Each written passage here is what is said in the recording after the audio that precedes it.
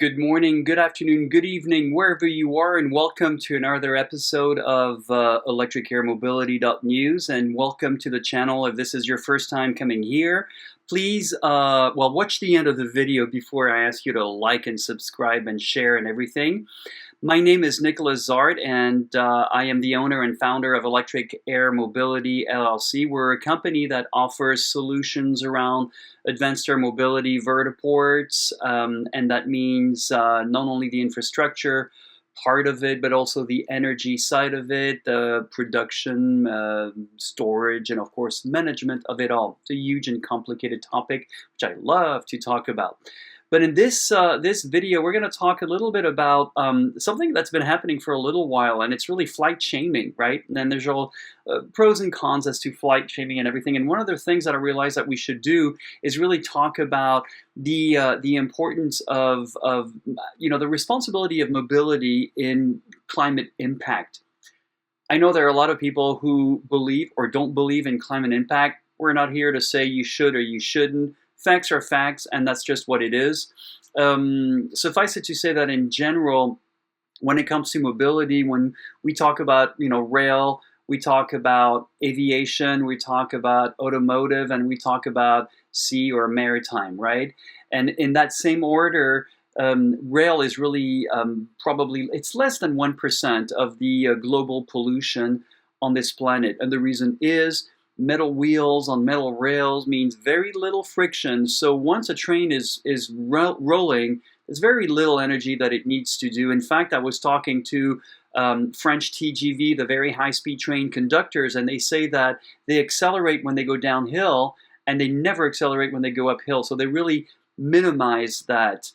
Plenty of say about rail. I love rail. I think it's a terrific industry. Now, you might be surprised to find that aviation, despite all the really horrible news out there, aviation is only responsible for 2 to 2.5% of global emissions when it comes down to mobility, which really should make you think of how disproportionate the news is around aviation, how horrible it is, polluting and everything. But in all fairness, yes, that pollution happens way up there in the sky, which means it kind of blankets the planet, and it has really long repercussions. It bounces back, it traps the heat, it bounces back a lot of things, basically. But two of the biggest polluters out there that we don't talk about nearly as much, at least don't give it its proportional weight into news, are, well, the automotive industry and the maritime world. Proportionally and respectively, 30% for the automotive industry and about 60% for the maritime world. And what that means is leading the charge on the automotive side, you guessed it, heavy SUVs, heavy pickup trucks. These are extremely, have a lot of emissions around them. And by the way, that's taking into consideration manufacturing, operating, and of course, you all know by now, if you've been watching our videos and reading our articles, that only a third of your gasoline tank ends up moving the car, right? The reason is 60% is lost in heat, friction, and of course we're talking here of using rubber wheels on tarmac. This is not really super efficient, so there's a lot more energy that needs to be put into keeping a car going. Maritime industry, well, obviously, they use extremely dirty fossil fuels once they're at sea, which means all of that falls into the water, goes into the fish that we eventually eat. Not a really smart system. And of course, all of these, whether we're talking about rail, aviation, automotive, or maritime, we share the same problem on this planet. Because of gravity, it's hard to get something moving. That is the gist of the problem. Trains are not efficient locomotives are not efficient when they start hauling something, right? That's when they're the most energy intensive. But same thing with cars, same thing with airplanes, same thing with sea vessels. And in fact, all of these mobility devices are optimized for once they're up and running. So once a locomotive is up and running, it really does a pretty good job. And an airplane, you'd be surprised to know that it only uses about 30% of its turbofans to keep going, because basically friction of air on the wing is very minimal, much less than it is for a car. And of course, carving your way through a lot of water that's also very energy intensive. So I wanted to kind of explain why we keep on saying AAM is part of the solution. But before I do that, I also want to say that there are no silver bullets. It's very easy to watch the news and to keep on thinking, oh, the solution is simple. No, it's not simple. First of all, you got to get up and do it. That's one thing. Got to stop talking, stop pointing at the obvious and all that kind of stuff. So, roll up your sleeves and start going. So I wanted to explain how advanced air mobility is just part of the solution. And ultimately, at least if you speak to us veterans, I've been around in the industry for almost 20 years now, and all of my friends have been around aerospace even longer. We all know that we're not going to magically change the world. We're not going to magically eradicate emissions everywhere. We're not going to magically make, electricity out of thin air, obviously, but we're going in a more efficient and sustainable way of getting to it. And within 10 to 15 years, yes, we'll see a lot more green hydrogen, green electricity being used, but we got to start somewhere. And so far, the fossil fuel has gotten us here. Let's use it a little bit less, but get much more efficient about how we use it. So that's the difference between mainstream news that tend to be very sensationalist. They want to just grab your attention. Most of the time, they regurgitate what they are hearing from companies, which of course is really meant to attract more investors and probably kind of embellish things. Not saying that AAM companies are not serious or they're not saying the truth, but you have to really read the specialized media or come to this channel to get a little bit more of the behind the scenes to fully understand what it means. So again, AAM is not the solution, but it is part of the solution moving into a more efficient mode of transportation. So I wanted to be very clear about that and avoid any kind of sensationalist headlines. And probably another thing too is I don't do really much SEO for my articles or this channel. So I really rely on you guys to like, subscribe, and share it with others. The idea behind electricairmobility.news is to inform, educate you, and hopefully we can keep this free for as long as possible, but I can foresee a time where we're going to need investors. We're going to start putting on advertising on the site. Those things happen. But at the same time, I'm happy to open up my Patreon site and have you have access to much more research, much more of the more in-depth articles that I have been writing that I haven't been putting up just yet. We've already talked about how aviation accounts for anywhere from 2 to 2.5% with big repercussions. And the International Energy Agency has a really good 2021 report that talks about, and really sorry to say, the private jet industry, it's on the forefront of a lot of technological breakthroughs. It's pretty efficient, but some private jets emit, 2 tons of carbon dioxide per hour. Now this is, if I read well, 500 times more than a big jet airliner. So it's not to say that one that flies for 4 to 6 hours is not going to be, more efficient. What really kills the efficiency are the small hops, right? So I know everybody loves to talk about our favorite celebrities, and I am withholding their names because I certainly do not want to start that conversation. But a lot of our celebrities that we like for different reasons, they're either in the entertainment industry, you know what I'm talking about, right? Or another great figure in the electric mobility industry, use their beautiful jets that are optimized to fly 10, 15 hours for 40, 50-minute hops. This is the worst case scenario. This is when the aircraft is the worst to use. You'd be better off using a propeller for those kind of things. And that, what is at stake. These ultra short distances for these ultra long distance aircraft is horrible. It's not optimized for these things at all. And that's what's drawing the ire of a lot of journalists and some very outspoken people out there. So, of course, a lot of private jet setters are turning to carbon offsets. And this is something I've been meaning to write about. And carbon offsets are saying, well, we're going to continue doing this, but we're going to plant more trees. Okay, I'm vulgarizing the whole thing, but basically it's the whole idea that you buy into green technology while you continue doing much of the same. There's some pros to this, but it's really just a step or just a rung in the ladder to efficiency, sustainability, and everything. And unfortunately, a lot of companies are just betting on that, betting on a green face, and that's why now, of course, a lot of companies have exaggerated, and now, especially in Europe, they're cracking down on these false claim or these greenifications of their public images. So another Bloomberg article that I linked to in the story, and hopefully I'll remember to link it here too, highlights the emergence of startups that want to offer hydrogen for private jets. Potentially, it's fantastic, right? If we burn if we burn hydrogen in a jet, theoretically, all you have coming out is vapor, water, which, by the way, is an emission. It's not carbon dioxide, but it's still an emission. And way up there, it crystallizes, it becomes ice, and that also reflects reflects contaminants, reflects heat, reflects a lot of things. So it's a good solution because it produces less than traditional jets. Even less, if I'm not mistaken. It should be less than sustainable aviation fuels, but it still produces water vapor.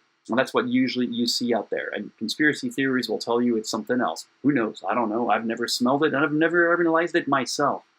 So yeah, there are great solutions around that, but it also depends on how green hydrogen will be made. And as you probably know by now, hydrogen is a byproduct of refineries, especially if we used to live between Long Beach, in Long Beach, between Long Beach and Los Angeles, you had a lot of refineries. And it was really kind of sad and really dirty looking, almost kind of like, what was it, Blade Runner, that kind of gloomy, futuristic, orangey, smoky feeling. But a lot of the hydrogen is created there. It's a byproduct of refining heavy crude fossil fuel. So aviation's impact, climate impact, and how AAM is part of the solution is, we all understand, especially us veterans, we understand that AAM is not the solution, right? It's a part of the solution. It's a big part of the solution, but so are clean electric vehicles and everything. And right underlining all of this is manufacturing. Manufacturing is still dirty. We're still doing it the same way we've been doing it for the last 300-400 years. And it's not usually very efficient. It's not clean, very resource intensive, and basically smelting aluminum is still very polluting in and of itself. So, so far they've oh yeah, that's right. Again, it's part of the Bloomberg article. Again, I like Bloomberg a lot apparently, but I do read other things. Decarbonizing the entire aviation industry today is estimated to be somewhere like $5 trillion, which could be done, right? Could be done. But again, this is only 2% of the problem. $5 trillion. Why don't we go for the 30% of the problem? Automotive. Obviously, it would be much more than that. And why not go for the maritime industry? That will be even more than that. So you can see how we're looking at hundreds of trillions of dollars down the road. So it's not really easy. Another person I quoted because I thought it was interesting is Mary Nichols. And as somebody who was heavily steeped into electric vehicles, alternative energy, she was at the head of the California Air Resource Board. And she's an interesting person because at the time, we used to like what she was saying, but at the same time, we knew that her husband was an attorney for GM, also pushing to relax the rules on emissions. So it was always that dichotomy. I mean, where is she part of the solution, or her husband is working against it? So we never really understood. But she said something very interesting. And no political comment here. I'm straight down the road. I don't lean one way or the other. But she cautions against the widespread shift to hydrogen vehicles outside of heavy-duty trucks. So a lot to talk about there. Hydrogen for heavy-duty trucks make a lot of sense. There's already a pretty healthy LNG, CNG infrastructure out there. It makes more sense carrying hydrogen in big hauling, long hauling trucks. But there's also a case to be made when it comes to producing hydrogen, especially in secondary and tertiary airports that have the space to do it. And in essence, and this is what we've been saying, is an eVTOL, which is an electric vertical takeoff and landing, or an eSTOL, short takeoff and landing, or even a conventional aircraft that uses hydrogen could feasibly use hydrogen at an airport, fly, and then refill at the other airport, fly, so on and so forth. So it does make sense here, but you guessed it, money, time, and of course, we need to make it efficiently and green. Well, guess what? We can. We can at Electric Air Mobility LLC, because we do have these solutions, and we've got more than one solutions for almost everything in the ecosystem of vertiport infrastructure. So again, I have to say that I love business jets. I love private jets. I think they're beautiful. They're terrific. There's something magical about them. You know, if you gave me a Learjet, a 35A, I would get it in a heartbeat. Yeah, if money was no problem, I would definitely put hydrogen in it, or sustainable aviation fuel. But it really is part of the bigger problem. And unfortunately, their constant short distance use for these long, range aircraft nullifies any environmental friendly gains, right? So any kind of optimization of their emissions when they fly for more than 4 hours, or less than 8, I guess, it's sort of nullified when you do these really short hops. And by the way, also another thing that I find is incredible is, in order for me to go from Savannah, Georgia, where I am right now, to Atlanta, and of course, it's usually Delta, right, because it has the monopoly here, we have a packed 757 that flies for 50 minutes.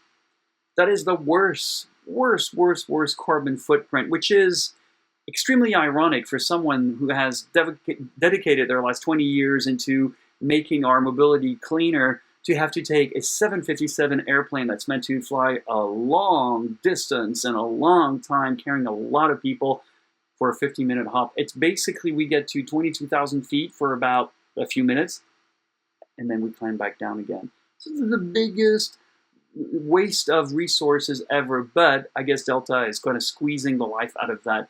But at what cost? And this is what I'd like investors to ask these companies, instead of suing the government, to force them to be a little bit more forthcoming about their hidden fees. Tisk, tisk, tisk. I'll remember that one.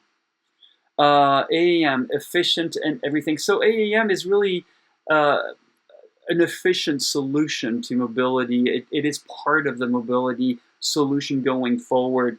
And one thing that we do know is that everything changes. Nothing stays the same in the known observable universe, right? Everything moves, everything vibrates, as the old Hermetic axioms go. And so it's time to embrace different ways of doing. I mean, I wasn't born using the tools that I use today, and I thoroughly enjoy them, but I know that there are more tools coming down the road that will probably make me scratch my head, but I'll be okay. I'll have to look at it and the overall picture. So this is what AAM really tries to do, is make you think in terms of what is better for the overall picture, what is better for all of us everywhere around the world. And we are very excited at Electric Air Mobility LLC to be part of that solution, to offer solutions, not just one solution, but many solutions from established OEMs around there, and some really good startups that we handpicked out there for any vertiport infrastructure and energy management system. So we hope you've enjoyed this fairly quick video for once. I'm trying to make my videos a little bit shorter and quicker by explaining a little bit about what AAM does and how we can do it. But in a nutshell, if I had to explain it, is AAM is not the solution, but it's part of a solution. And what we're doing with AAM is we're also removing some of the road congestion and traffic away from that to a much more efficient way of flying that was not traditionally available through smaller helicopters or even bigger helicopters. So it minimizes a lot of the emissions. It's quieter, it's greener, and of course, the greener the energy, the greener it is overall. But it's also much more efficient to fly than it is to drive, believe it or not. But think about it. Rubber wheels on tarmac or air under wings. You think about the friction equations under that, and and see what it means. Then plus, once you're flying, you're flying. You don't stop at red lights. You don't have to haul everything again. So AAM really offers that, a way of helping out that. And also, for those who fly helicopters or in the traditional aerospace aviation industry, AAM, or eVTOLs, eSTOLs, and eCTOLs, are not replacing helicopters and airplanes, at least not anytime soon. I might be in a wheelchair by the time they are replacing those things. I'm almost 60. But it's going to help by opening segments that were previously unoccupied in the aviation world. And by the way, that were originally thought of in the 1950s, especially when I think of urban air mobility, UAM. The answer was to use helicopter to bring together a bunch of communities that were not linked by the highway system, especially here in the United States. Well, helicopters didn't pan out really well for that. However, eVTOLs are going to be a great answer to that. So it's really a way of looking at it again and making it happen again. Anyway, hope you've enjoyed this video again, and I know we're still going back and forth between news and big picture view. I like the big picture view because I'm more interested in the philosophy and the conundrums and the business models of companies. I hope to dive a little bit more into the business models of companies because there are a lot of very interesting things to say about advanced air mobility. But it's a brand new world. It's fairly new technology despite it being very old, but it also deserves a new business model, and that really is that. The business model and the manufacturing process are the last two frontiers we need to conquer in advanced air mobility. My name is Nicholas Art, and I hope you've enjoyed this, and I look forward to your comments and to anything you would want to share with us. Thank you, and we'll talk to you tomorrow again.